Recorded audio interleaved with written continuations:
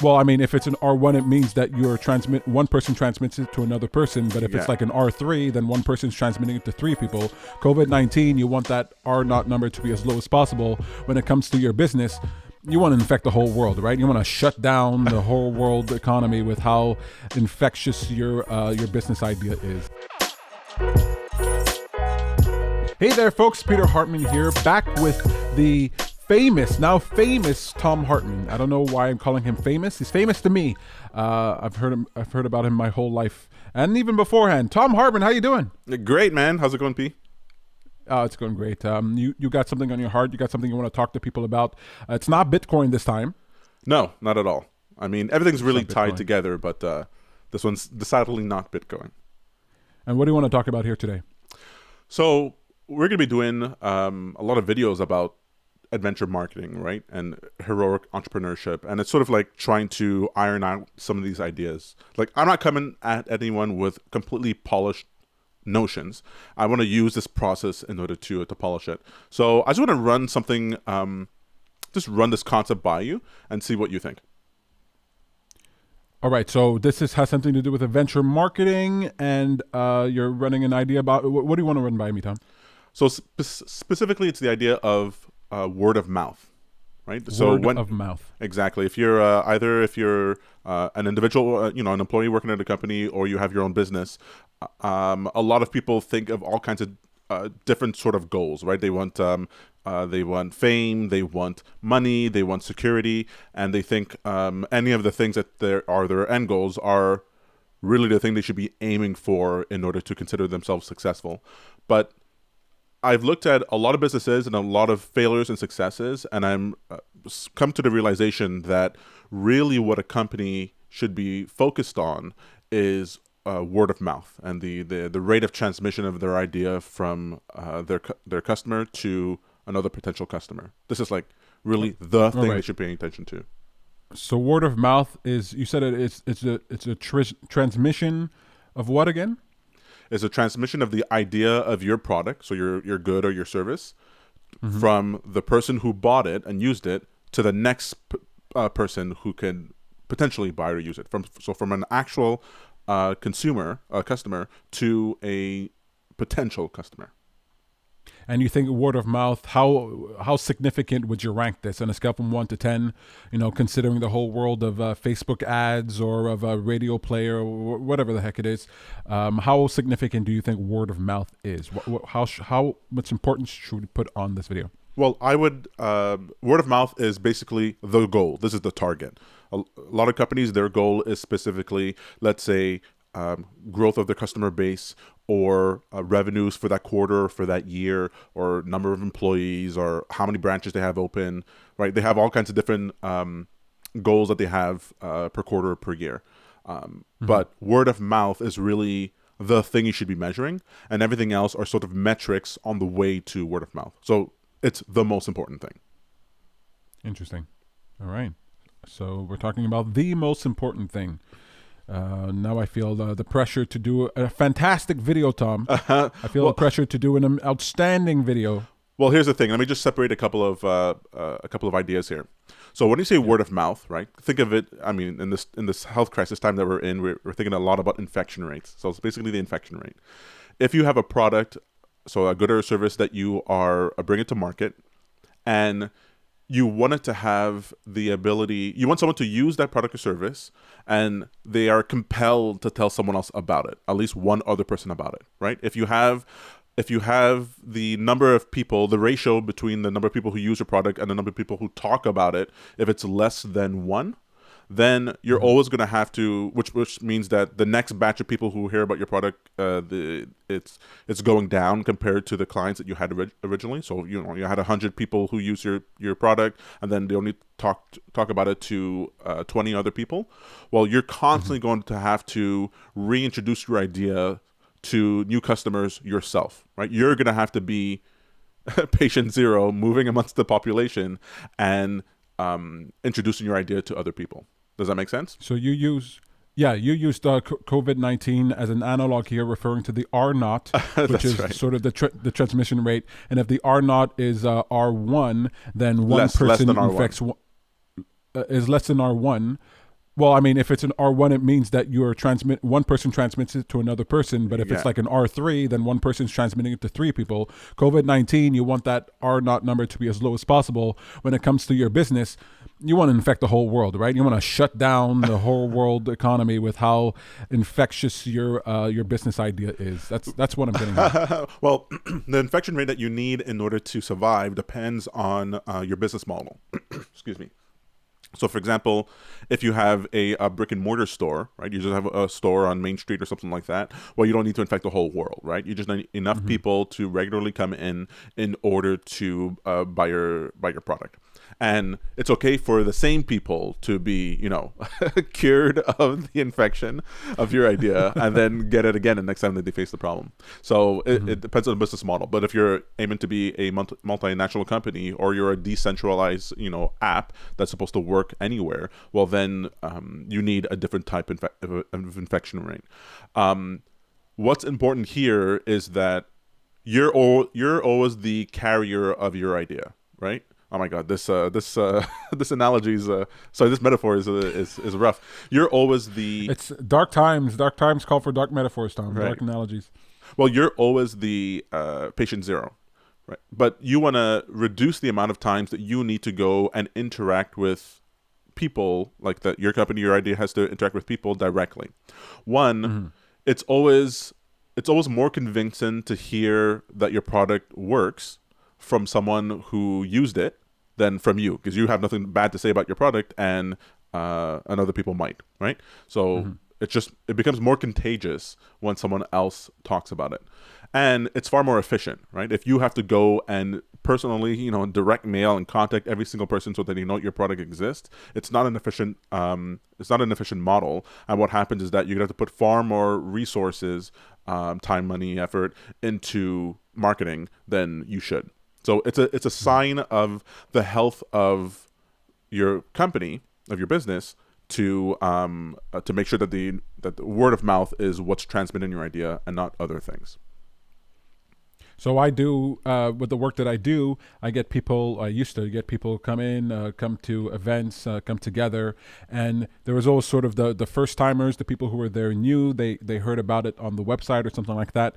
But then you really liked it when somebody came because a friend told them about it or they heard about it from someone else. You felt, at least I feel a little bit more satisfaction that comes from somebody who enjoyed what I had to offer and then was able to convince someone else to come, not because of a website or some splash page or some ad, but because that person really had a fun experience where they got somebody else to come. That's right. So you could see there how the word of mouth is actually an indication of the health of your idea, right? If you ask a customer after they bought a product if they liked your product, chances are, like directly, you were face to face with them, chances are they're going to say something that skews towards what you want to hear. Right, this is the polling bias. If the people want to please whoever they're talking to, but the real proof as whether or not they thought your product was useful is if they encounter someone else who has the same problem that they did, that your product solved, and they suggest it. Right? If they say, oh, you got to go, you want to feel better about your life, you want more direction about where you want to go, you got to go see Peter. Right? You want that information to be compelled from people who've used your product.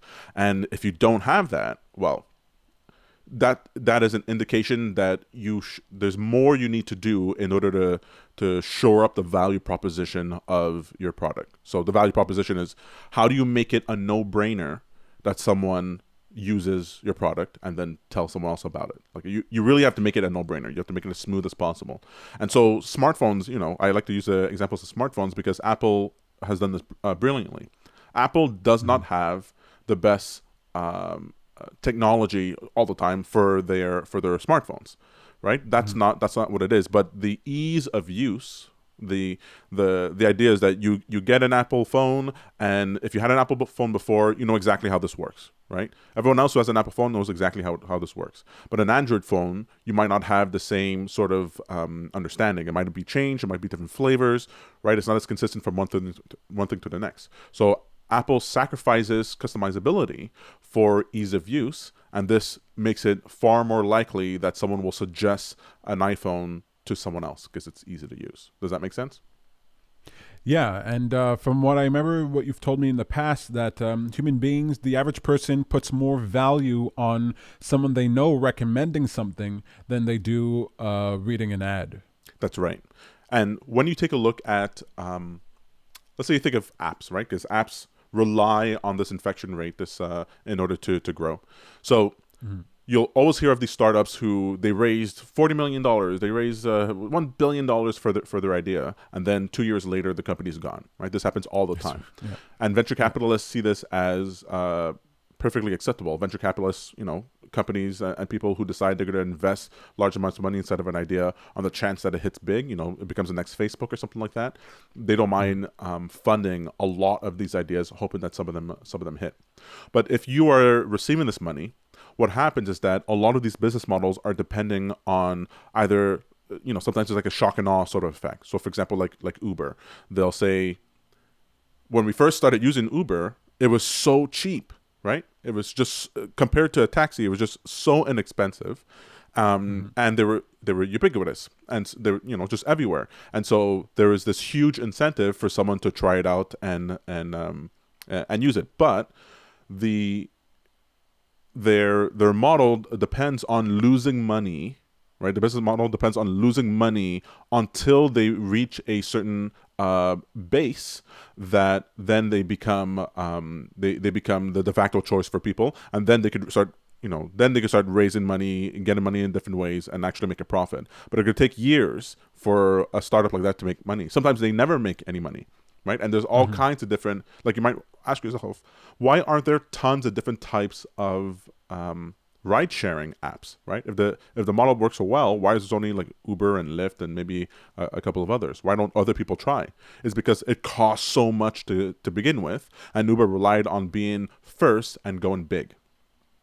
Mhm. But this is inefficient, right? They're trying to, first they are, their value proposition is false, right? They have this expectancy to raise prices later on, so they're tricking the consumer base, and Mhm. they are looking to really put a lot of money into marketing, hoping that gets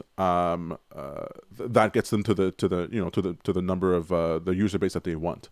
But if their product was more focused on quality, right? Whatever value proposition, like, how the idea is, how do you make this so that it could be lower cost? How do you make it so that it's a no-brainer without having to raise costs later on? Well, they could be profitable right from the beginning, even if they might not be everywhere, right? They might not focus only on certain places. They might have to focus maybe only on high-end users, people who are going to pay the higher price. They'd have to think of their product differently if word of mouth was their engine of growth, as opposed to directly marketing, or shocking all the price in the industry. First to Mhm. market is the phrase that you hear a lot from startups. Like, we're gonna be first, we're gonna be big, and then we're gonna make money a few years later. So you don't want that, right? If you're running your own business, you don't want to think to yourself, oh, I have to put it. Excuse me. You don't want to think about, oh, I have to put in $100,000 for the next 3 years and hope that I get to a number of people who know about me later on, that I become profitable. Like, that's not the way you want to go about it. And so if you focus on word of mouth, and we'll talk about just a couple of ideas around it, word of mouth. If you focus on that, your product will necessarily become better, and your model. You can start small, and your model will make it so that you can make money, even if a little bit, slowly at the beginning. And if you net a profit on every single one of your customers, right? Because you're not spending all this money on marketing, you're spending it more on value. Um, Mhm. then when you grow, you can always grow. Like, you always know that the next growth phase that you have will provide you more money and more money and more money, more money. So let's just talk about a couple of things for word of mouth, if you don't mind. Sure. All right, so we already talked about that. Word of mouth is the metric for success. Like, this is the thing you want, right? When you're creating a product, you got to ask yourself, have I made it a no brainer for someone who used my product to tell someone else about it? That's the metric of success. But it's also useful. When I was first starting to think of word of mouth, I thought of it as a commodity, right? I thought of it like, you are a farmer, you're tilling the land, you're sowing the field, You wait for the harvest, and what you get after that is word of mouth. I thought this was the harvest.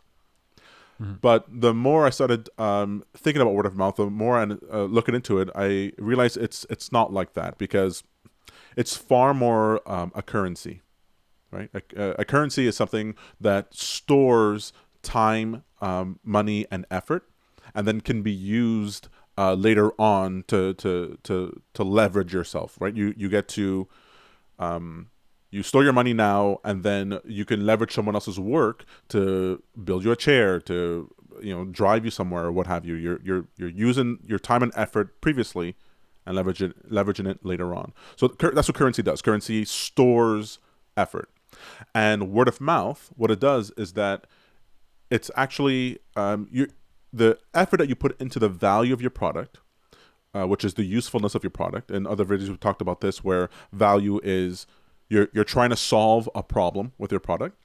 So either a good service, information, or entertainment. You're trying to solve a problem, and the better you solve that problem, the more valuable that product becomes.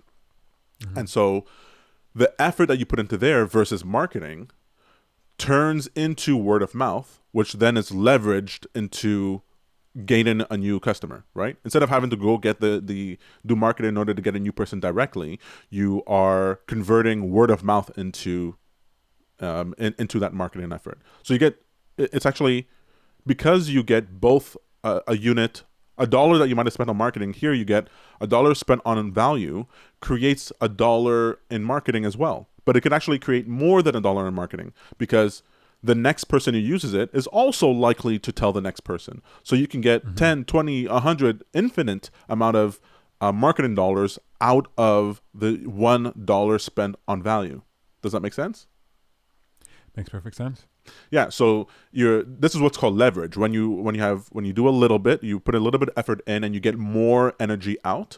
This is called leveraging, and this is you always want to do this. You always want to look for opportunities to spend $1 and get $2 out of it. And so focus on value, even though it seems time consuming, right? You're like, well, it's good enough. Let's just get it out there. Well, it's only good enough if you have a reasonable expectation that you could have an R naught of 1 or more, that someone who uses it says, oh, I have to tell someone else about it. Etsy, to me, is Etsy, the online platform, e-commerce platform where people build certain knickknacks and widgets and stuff, and art and clothing, and sell them online, is perfect. Is exactly this, because you go on Etsy, and the value, you read the description of the product, right? So you already have an idea of what you're looking for. You're looking for a new cutting board, you're looking for a new outfit, whatever it is, right? You have a problem. Someone has solved that problem to whatever degree that they think they should do it. And then you read the value proposition. If it seems like a no-brainer proposition, fine, you buy it. And then once you try it, if it's so good, you're compelled to go and write a review. You're compelled to go and buy another product for someone else. You're compelled to tell someone else that this product exists because it's so good. You're so happy about it. But the Etsy people, they're not focused on infrastructure, right? They're not focused on let's get a company, fill it with 20 people, and let them pump these things out all day long until we have a huge inventory of it and we try to sell it. No, they're usually, they only have a small inventory, or they make to order, and the next order, by the time when they get an order, they already know they're profitable, right? There's no benefit to them, to the Etsy creator, to raise the price of the product later on to compensate for the money that they lost, right? That wouldn't make any sense to someone. They'd be like, well, I bought this for $10 before, now it's $25, and the value proposition is the same. I'm not understanding. They're not likely to buy the product again, and they're not likely to tell someone else about it. Is that what Uber did? Raising the prices afterwards, and you're like, hey, I used to take Uber rides for half the cost, and now it's like, well, now it's we have to recoup what we put in there. Exactly. You don't really want to do that. Walmart has the same issue. A bunch of companies. So when companies pay for let's say they use their marketing to create like giveaways and contests, are they trying to sort of tap into this word of mouth as well? Like, you're not saying word of mouth because the product was so great. You're saying word of mouth because there's this contest that requires me to get friends in or whatever. Is that like a way for them to try to get word of mouth without focusing on making their product as quality as possible? So for all these things, there's always two camps, right? First of all, someone can use other tactics, other marketing tactics, in order to get more people to know about the product. But the question is, on its own, is the product likely to make the person who uses it tell the next person that it exists, right? If they encounter someone else who has this problem, are they likely to talk about this product? If yes, then good. And then you could layer on, let's say you make enough profit, you can certainly layer that on to other marketing tactics, right? You want to break into, like I said, you're patient zero. So if you want to break into a new market, a new area, a new demographic, sure, you can do a contest, you can do flyers, you can do Facebook ads or whatever it is in order to get the infection going in any new location. That's perfectly fine. But you want to start it off, right? You don't want to be like, shoot, we have to do a contest because the number of people who are interested in our product is going down, and we have to like goose up that number again, right? We got to go target another area who never actually talked to anyone who's used our product, because those people only have bad things to say. That's what you don't want. Right. Yeah. So there's nothing wrong with marketing tactics. The problem with the marketing tactics is when you're dependent on that to compensate for value. That's where it becomes an issue. Right. Okay. So if people start seeing word of mouth as currency, like literally putting money in the bank that could turn into more later on, I think in that framework, people, business owners are far more likely to focus on the value of the product. That's why I mentioned it in that way. There's one other thing. This will be the last thing the last point I want to sort of like wrestle with. So I say word of mouth is the thing that you wanna focus on, right? But word of mouth comes in different flavors. Word of mouth isn't only that I tell you about this product that I use, like directly. You have different forms of it, different levels of organization of it. So, right, word of mouth, okay. Blogs or YouTube videos or Twitter. Exactly. So, comments on a blog is a word of mouth. If you have likes on a video, shares on a Facebook page, these are all word of mouth. But there are hierarchies for word of mouth, right? Someone who does a video for your product on YouTube is saying more than the person who puts a comment, right? The quality, the effort they put into the video is directly proportional to how much conviction they have in your product. See, word of mouth is a way, the whole reason why people do it is that it's a way of showing their worth to someone else that they're communicating with, right? Almost all of our conversation that we have with people is all about what I call callings. It's people, they encounter problems all the time in their daily life. Anything from small thing, what to eat, to what should I do with my life, right? There's all kinds of problems that people have, and people see through. When you feel so if imagine this state, there's a state of the problem that you're in. You're hungry. And then there's the idealized version of that state where you're not hungry anymore, right? The problem automatically causes this ideal version, this preferred state to be created within your mind. You go, this is what I would prefer. I would prefer to eat, Buffalo Bills. And so what happens is that the idealized state pulls you through the problem to the idealized state. And as you do that, you are creating a solution, right? Being pulled through a problem to the idealized state gives you the tools of how to bridge the non-preferred state to the preferred state. Does this make sense to you? Yeah, so you're like, oh, I'm hungry, and you're trying to figure out what you can eat. Well, if you were in the forest or something, you might have to go and scavenge around in your immediate area, right? That's part of the solution of the problem. You got to go hunting for it. If you're in the city, you might have to pick an app or go online and do Google searches to figure out, or walk around your town in order to figure out, so the solution is developed because of your desire, this end goal that is pulling you forward, and then you are succumbing to the process of discovery, which is the process of solving this problem. That's right. So I call these callings. And what happens is that if the solution that you find is reproducible, then what happens is that a reproducible solution is a product. And the business owner who then distributes this solution is useful, right? They're a useful business, but also the person who uses the product, even if they didn't create it, right? They saw the same problem. They saw a product that has a solution. Now they prove their own usefulness to the people they interact with if they share this solution with someone else. If someone else has the same problem, oh, I'm hungry too. Oh, you should eat this.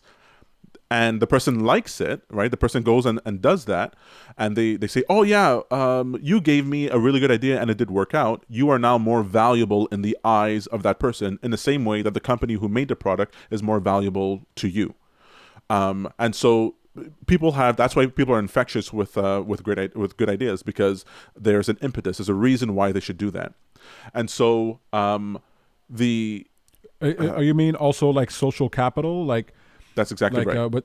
With your friends, like if you have a friend out there who regularly gives you good recommendations, or the recommendations work out or whatever, and then now that friend has raised in esteem. Well, that friend wants to be raised in esteem. They want to have this higher status. People don't just want to have money and power; they also want to have status. And so it's not just status, right? In the vernacular of what we're talking about, they are generating their own word of mouth. That's what they're generating. Someone else is now more likely to speak favorable about them, or to come back as a client, but speak more favorable about them. That's that status, because of this information that they provided. See, this interesting. That they're using your product to leverage their own status, they leverage their own place in the world, and so they become more valuable that way because of your product. So the individual's product is what they are, the information that they share with other people, right? It's this chain that goes on and on. So the entrepreneur, the business owner, is either recreating an existing solution. So a business owner, a business person is reproducing an already known solution to a problem, and an entrepreneur is trying to find a new solution to a problem. But they are wrapping up the solution into a product, distributing it, and then other people can distribute that again and again and again and again.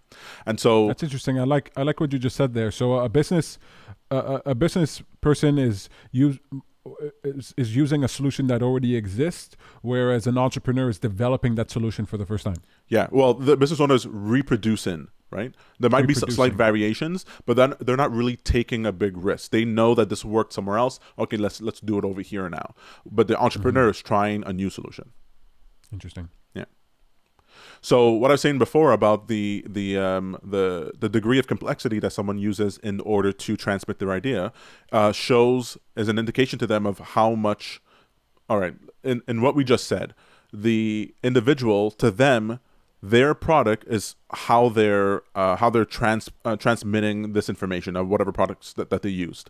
And so just like the business owner, entrepreneur puts in a dollar worth of time in their value of their product, well, the value, right, the dollar of value or the unit of value that a person puts into their word of mouth is how complex is their word of mouth, how much effort they put into that. So just telling someone else something, that's one thing, but creating a video on YouTube about it is another thing, and making that video high quality is another thing. It's showing, it's sorry. Let me restart. COVID-19. So the amount of effort that someone puts into how they tell someone else about a product is how they're putting a unit of value to turn into a unit of word of mouth. So the more quality they put into the video that they put on YouTube, then the more likely, right, the higher the R naught is that someone will share that video with someone else. It'll reach more, right? The video they're putting online leverages their reach and gives them more status and more word of mouth, which is their currency. So you can measure the how valuable your product is to some degree by looking at what is the level of difficulty someone put into, or the level of effort or value they put into telling someone else about it. So the holy grail of, so this is called user-generated content, right? User-generated content is more than just word of mouth, just telling someone else something. It's they created something, either a review text, a video, a comment on a post on Facebook. They created something, right? User-generated content that now works in their stead to transmit this idea. And the holy grail of what you're looking for is a user-generated campaign. You want people, politicians know this, right? This is what grassroots effort is. If you can get someone who cares so much about your product, finds it so useful, that their business, right, the thing now that they're doing, their calling now isn't just the product that they use, their calling, which is to say the idealized state that they're imagining as they face this problem, their calling is to campaign on your behalf. That is the ultimate form, right? That's what a disciple is. Yeah. That's what an acolyte is. That's what someone who's converted is, where now it's part of who they are to tell other people about it. And now they're focused on, how do I tell other people about this in the most efficient way? They're now doing value. They're going to try to put value into whatever they're doing in order to get more. And this is, if you get that to happen, that you've bullseye. You've made it, man. If you can convince people, not convince, if you infect someone in such a way that they want to dedicate a portion of their time now to actively seeking out people who had this problem, not just their friends and family, they're actively seeking out other people who have this problem to tell them about it. Oh man, you've really made it. And then the more people who use your product, right, that feedback comes to you because they're directly using your product, and that information helps you make the product better and better and better and better. And then ultimately, we're not going to talk about this right now, but ultimately what happens is that you know that your product has become, that you have achieved the calling, right? The idealized state. It's always temporary because all these states are always changing. The idealized state, you reached it when your product goes from product to utility. When a utility is a product a good and service that is ubiquitous, like it's a no-brainer. That's what people use. So like Skype or Dropbox or Gmail.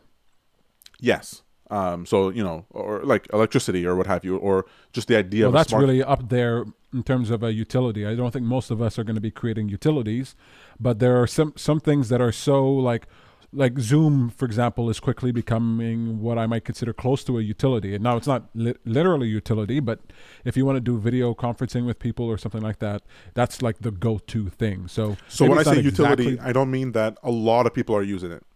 I'm saying that that the people who use it, to them, there is no other choice. It's indispensable. Gotcha. It doesn't mean that it's everywhere. Like YouTube. A large number of people are using it. It means that to you... Is YouTube considered a utility in your mind? Yes, YouTube is a utility, absolutely. But that's an example of a big, broad utility. An example of a small utility is, some people, it's like... So imagine you are...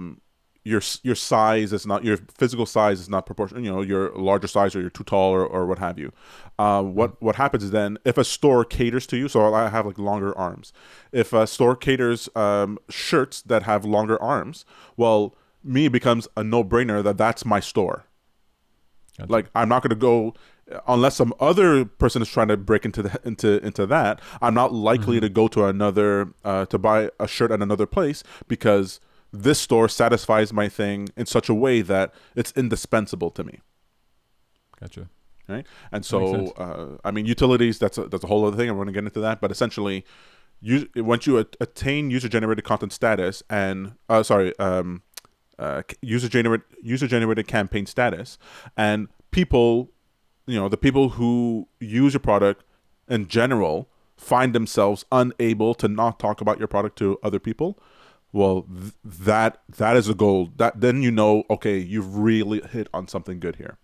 That's what I want people to pay attention to and aim for, as opposed to how much money is in their bank account, right? Because if your business model makes it so that every product that you sell nets you a profit, right, that allows you to make the next one, well, then you don't need a 400% profit on it versus what you just need the amount of profit that allows you to make the next one, right? So that you can focus on the value. Because we already talked about the value will eventually leverage out into word of mouth, into marketing, into all kinds of different things. I mean, there's other things you need to do for your business. We'll talk about that in other videos. But if you aim for word of mouth, then as a byproduct, you've already done these other things. The last thing I want to say on that is that we touched on it at the beginning, but in this sense, there's bad word of mouth, right? let's say I pay someone $100 to go talk about my product. And I consider that word of mouth. I'm generating word of mouth. Oh, I'm paying an influencer. Or I'm paying someone in order to go talk about my product. And I think I'm generating word of mouth. You're not generating word of mouth. Let's say your product is not. What you're doing is that you're licensing someone else's authenticity, right? Because when the person tells someone else about it, they're not generally telling another person, I'm telling you about this because this person paid me $100. Right? So what you're simulating word of mouth is synthetic word of mouth, but it's not really word of mouth. It doesn't have the same conviction level, and it won't catch in the same way, because as soon as the person after, if they use that product, and they're not compelled to tell someone else about it, well, your $100 stopped at the first person, right? It's not really this word of mouth process. That person didn't add any value to their own life by telling you about this product that they were paid to do. This is why I'm basically, in most cases, completely against people paying influencers to talk about their product or service, right? You want to present it to them. You can present it to them, give them it for free if you want, but they should speak about it of their own accord. So you don't want this bad word of mouth or fake synthetic word of mouth and true word of mouth. You've given us a lot to think about, Tom. I don't think I've ever heard someone say word of mouth as often as you have. It's going to become a meme. It's fantastic. I should say WOM from now on. I should just call him WOM. That's all right, WOM, WM. This has been fantastic. Thank you so much for sharing this. Was there something else you wanted to add on top of this, or you're going to save that for future videos? No, it's useful to talk this stuff out. So, thanks for listening, and thanks for everyone else for listening. And I look forward to, other videos where we can dissect a lot of these concepts. There's a lot more to this framework that I'm developing, and I think it'll be very useful for other people. I'm looking forward to doing it. Look, everybody that I meet, I know he's my brother, but, let me give you a little word of mouth. You talk to Tom, you engage with him, you recognize he's a wealth of knowledge. It saves you a lot of effort and hassle. People are always happy to talk to Tom and hear what he has to say. He saves them a lot of money, a lot of time. If you want to save money or time, you should definitely check him out. You can find him on the social webs at I Love Tom Hartman. That's right. You can find me on Twitter. But my website is mostly focused towards the product that I create. But if you want to hear more about this stuff, you'll find it on YouTube, on the Happy for a Change YouTube page, and on Twitter. Excellent. Tom, thanks so much. Yeah, it was fun. Talk to you again soon. Thank you. Thanks so much for watching this video. Like and subscribe to the channel so that you know when we upload more content. If you like this video, just know it was up online earlier on patreon.com. If you become a patron on patreon.com/happyforchange, you get access to exclusive content and early content. So if you like what's going on, if you want to be inspired, if you want to be entertained, if you want help with your business, whatever it is, Happy for Change has got you covered. Give us your attention, because I don't think you're going to regret it. Patreon.com/happyforchange. Remember to like and subscribe. Thanks so much for watching.